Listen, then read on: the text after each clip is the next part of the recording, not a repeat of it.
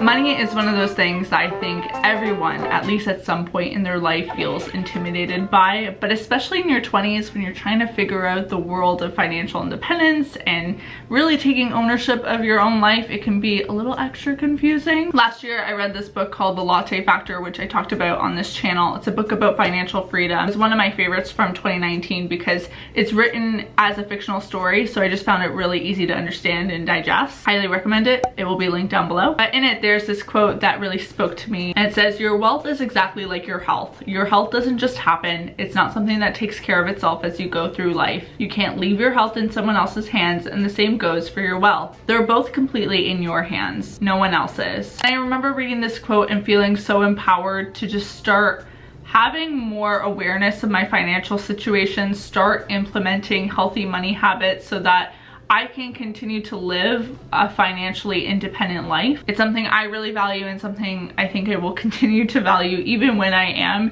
in a relationship, because I don't ever want to rely on a guy to make me feel like my life is together in that way. So over the past year, I've been putting a little bit more focus on my finances, and I thought today I would share how I manage my money, how I budget, all of that fun stuff. Just a disclaimer, I am not a money expert. I am still doing a lot of learning. None of what I say here today should be taken as the right way to manage your money or to budget. This is just me sharing what works for me. Maybe to give you some ideas or inspiration, but that's that. For those of you who don't know anything about me, maybe you're new here, and if you are, hey yo, don't be afraid to subscribe. But a year ago, or I guess in the spring of 2019, I graduated. I started living on my own in Toronto because my roommate had moved out, and instead of getting like a conventional job, I made the decision to take a risk and go full-time with this YouTube channel. That was not a decision that was made lightly. I had to be okay with the risk involved with that, and also make sure that it was an actually financially like reasonable thing for me to do. So at that time, I felt like I had a really good understanding of my finances because I was like crunching numbers a lot before I graduated. But once that decision was made and I had started my full-time life, I felt like every time I logged onto my bank, my online banking, I was getting anxious by just seeing lump sum numbers, because at the time I only had a main checking account, a savings account, and then I have a credit card, so I have a credit card section on my online banking as well. And the problem with this is because I wasn't manually crunching numbers, I would go on and just see these lump sums and not know where my money was allocated to, and I couldn't figure out, like, am I doing okay? Am I not doing okay? Should I be worried? Should I not be worried? And that produced a lot of anxiety. It was quickly evident to me that that was not healthy, so I needed to organize things, because I realized that in my personal life, I love things organized. I have a place for everything, and that makes my brain a lot clearer. But I didn't have that situation with my online banking. So I decided to open up various bank accounts for different main categories that I wanted to be aware of. That's obviously gonna look different for everyone because we all have different expenses and things that we're keeping track of, but I opened accounts like ones for rent. I opened one for my taxes because I am an entrepreneur, and when I get income coming in, my taxes aren't automatically taken out of my paycheck. So I have to make sure I set aside that money, because technically a large chunk or a significant chunk of that money belongs to the government. It's not even mine. And previously it was like giving me the illusion that it was mine because it was all in one account. And let me tell you, the effects of opening these accounts, sorting my money, and then just being able to look and it being really clear what money is meant for what, it was an immediate sense of relief, and definitely a reminder to me that organization is not only important in my physical space, it's also important online, whether it's my files, which I've done a whole video on, my digital declutter, which has been really helpful for mental clarity, but also for my online banking. Once I had created those categories of accounts, I wanted to kind of create some automation in my life by creating a formula so that when money comes in, whenever money comes in, I can plug it into this formula and know exactly how much I put into this account, how much of it I put into another. And that really prevents everything from accumulating in one account again. I have my formula in Excel because Excel is just freaking amazing. Here's a sample version that I created just to show you guys what I'm talking about. I have different formulas for different forms of income, because I don't just get one paycheck from one employer. I get things from AdSense, sponsorships, I get it from affiliates, like there's various types. So depending on the type, I change up what percentage goes to what. But something that always happens when income comes in is I take out taxes and put it into a different account. So if I made $1,000, hypothetically for income tax for 15%, then I'm left with $850. And then as you can see, when I did that, it already sorted my money into different accounts for saving, rent, and spending. I'm gonna try and find a way to include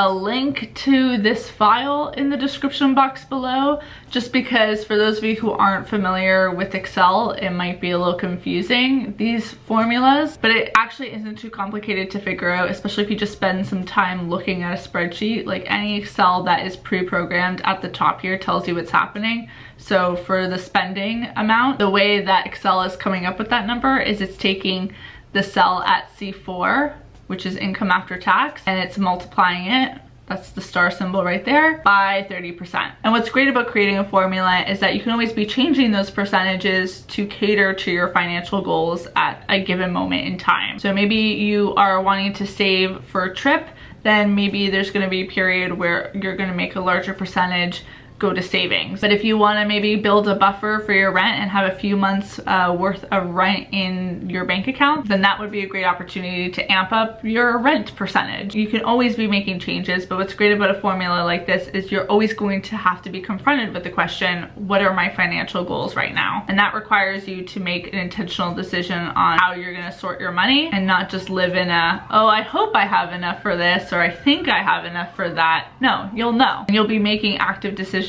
on your financial health in the future as well. Since my income fluctuates so much, like for example, I don't know exactly what I'm gonna make next month, and I don't know exactly what I'll make in 2020. I can make a good guess, but it's just that, it's a guess. It means I have to be paying attention to not only taking taxes away from my income, but also making sure I have short-term and long-term savings. So long-term savings are like the traditional idea of savings, putting money aside for like a future you. But my short-term savings account is where I accumulate money for my everyday spending. This isn't rent, this is things like groceries, entertainment, clothing, things I need for my apartment, all of the other life stuff. And that account is meant to be a buffer so that if there's ever a period where I go a few months where I'm not making as much, it's okay because I have the funds to still be keeping up with things business as usual.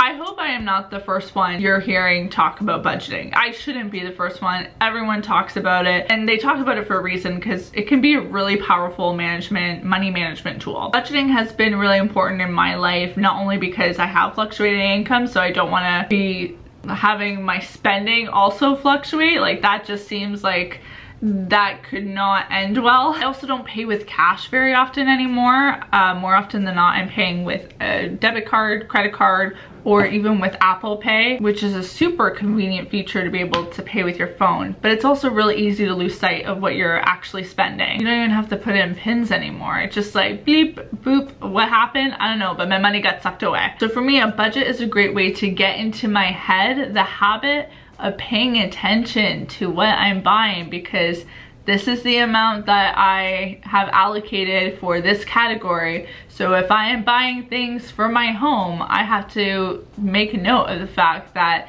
there is a number that I shouldn't be exceeding. And if I'm exceeding that, I have some questions to ask. I've shown so many times in so many different bullet journal videos, different budgets that you can create on paper with just a pen. And if you are going to do that, like, you don't have to do it in a fancy journal or use fancy doodles. It can be a lot simpler. It can be on a scrap piece of paper. Whatever it is, just the act of doing it is a great thing. But I do think like it's great to choose a method that you enjoy using, because it's going to increase the chances of you continuing to use it. So maybe that means paper, maybe that means an app. There are lots of budgeting apps on various app stores, whether you're an Android or Apple user. Or you can use, once again, my beautiful, beautiful friend, Excel. Here I have a blank budget template, and obviously one of the first things that goes into any budget is the fixed expenses that you have, because you can't really change those. I did include subscriptions in fixed expenses, so that means like Netflix, Spotify, if you subscribe to like a grocery delivery service, anything that is a reoccurring expense, I put under fixed just because it happens every month. I'd fill in all these numbers in this column. So let's say you pay $1,200 in rent, $50 in hydro, $60 in internet, $90 in cell phone. Probably more like over $100 if you're Canadian, because Canadian cell phone plans are not fun. 47.50 on subscriptions. That gives us about $14.50 in total fixed expenses. Those will be easy numbers for you to figure out, but the real like variability in what you have to figure out is how much you want to spend on all these different categories. And again, these categories are going to be custom to you. I'm just going to put some random numbers in here. $150 for entertainment, $100 for beauty clothes, $150 for transportation, home goods, you know, maybe $75. Oh, not $875. $160 for other, and altogether that gives you a grand total of about $2,300 in this hypothetical situation. And I've programmed it so that as I put numbers into each of these categories, it will tell me if I'm under budget or over budget automatically. Say one day I spend $53 at the grocery store, so I input that there into Excel, and then the next day I spend $72. So instead of manually calculating that, you can have Excel do the calculation for us by doing plus $72, $125. Not to keep saying that Excel is awesome, but what's great about this is you can click it and see the 2 transactions that contributed to that amount. So you could make the decision to actually like describe each and every transaction and list it out in Excel. But if you don't think that's something you're going to actually keep up with, this could be a great solution. I'm just gonna fill in these categories with random numbers to see what happens. And there you have it. Somehow we're under budget this month. Woohoo! I do want to show you though that this if statement formula does in fact work, because if we suddenly spent $800 on beauty and clothes, it switches. It's magic. I love it. Actually, what I should do is this. Now I know I'm over budget $278, but if I'm under budget, it'll tell me I'm under budget $22. Love that. You can't tell, I could do a whole video about how much I love my friend Excel. The key to creating a budget is always to start with those fixed expenses. Then I always pay attention first to necessities like food, and then to other things that aren't as crucial to your survival, like entertainment. I know entertainment sometimes feels crucial to survival, but unfortunately you can always afford to be bored. As much as it is important to make a budget, what really kind of makes it the magical tool that it is if you stick to it. I think absolutely what helps me stay on track with my budget is being constantly aware of what I'm spending. If you're not keeping track of what you're spending, I think it's inevitable that you are going to overspend. Another way to stay on top of your budget is to make smart spending decisions. I know, some revolutionary stuff I'm dropping here. I'll use a personal example to drive home my point. I live in Toronto. There's so many different food places around me, and I love grabbing bites to eat with my friends. Eating out though can be very costly, but at the same time, there's a way to do it that can be a lot more budget friendly. One of my big money saving tips is not to spend money on alcohol. It is easy to add a cocktail or a bottle of wine at dinner, but I really do avoid it 99% of the time because it's just money that adds up so quickly. I personally am not the biggest drinker, so it's a little bit easier for me to do, but I also don't buy pop. I just get water because water is free. And if I do go out to drink, it's very intentional. Like I'll go during like a Wine Wednesday special where you get a good deal, and maybe a friend and I will split a bottle of half off wine, so it ends up being much less. Otherwise, I just feel like it's money down the drain. Water is free, it's healthy, all wins. I also am intentional with where I choose to eat. I am not going to the more bougie, expensive places all the time. I look for budget-friendly options, and when you're in a city, it's really easy to do that because there are amazing foods at all price points. I think a lot of places though, whether you're in a city or not, can have hidden gems.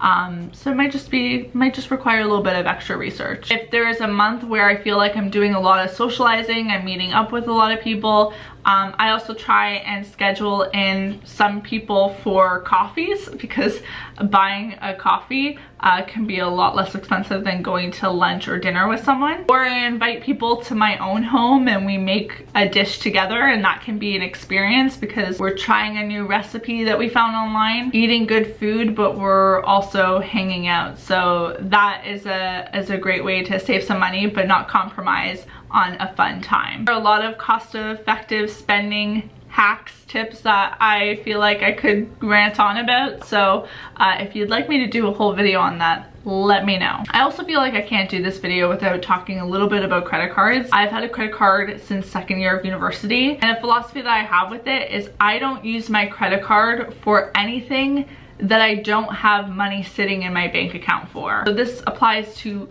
more luxury purchases, like when I upgraded my camera, but was it a year ago, a year and a half ago, I put it on a credit card, but I paid it right away because it made me nervous to see that amount on a credit card statement that can accumulate interest. But it also applies to like smaller purchases because things can quickly add up. So at the end of each month, I pay my credit card in full. Credit cards can be great. They can offer you rewards, cash back for your purchases, so there's like a little bonus to using them. But I do my best not to use them as bonus cash. So there you have it. That's kind of like an overview at what my money management budgeting situation currently looks at. I feel like I can dive deeper into a lot of topics that I touched on today, and also just a lot of other things that you guys asked me on Instagram to talk about. So if you want to see more money videos, if there are specific money questions you have, let me know in the comment section down below. If there are questions that apply directly to things I talk about today, I'll try and pop in the comments and answer them. But if it's requests or things I can tackle in a future video, I'll make note of them so that I can try doing another one of these. If you haven't already, don't forget to hit the subscribe button and the notification bell. Like this video if you enjoyed it, and I'd love for you to let me know in the comment section down below, if you have time or if you're comfortable sharing, what your money management system is. Do you have different bank accounts? Do you use an app? Are you someone who uses only cash? Like, what's your system that helps you stay on track? And on that note, I will see you all very soon with a new video, and until then, bye everyone. Thank